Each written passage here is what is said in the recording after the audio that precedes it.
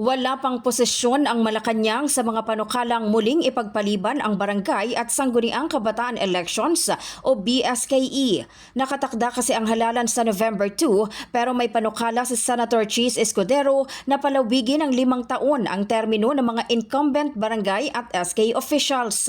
Maliban sa bill ni Escudero, may itinutulak din na kahalintulad na panukala sa Kamara.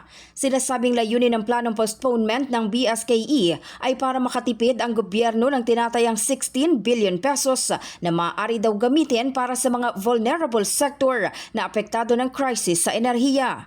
Sa press briefing sa Malacanang, sinabi ni Palace Press Officer Claire Castro na kailangan munang makita at mabasa ni Pangulong Ferdinand Marcos Jr. ang buong detalye at mga batayan ng panukala bago magpasya kung susuportahan niya ito o tatanggihan. Sa ngayon po ay dapat mabasa muna kung ano man po ang kanilang panukala.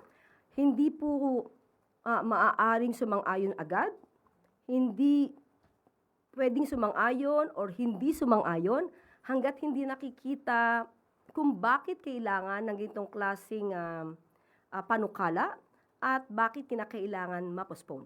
So, mas maganda bago po sumagot ang Pangulo patungkol sa ganyang issue ay makita niya kung ano nilalaman ng panukalang ito. Dagdag pa ni Castro, hindi rin daw ito napag-usapan sa ginanap na Legislative Executive Development Advisory Council o LEDAC meeting kamakailan.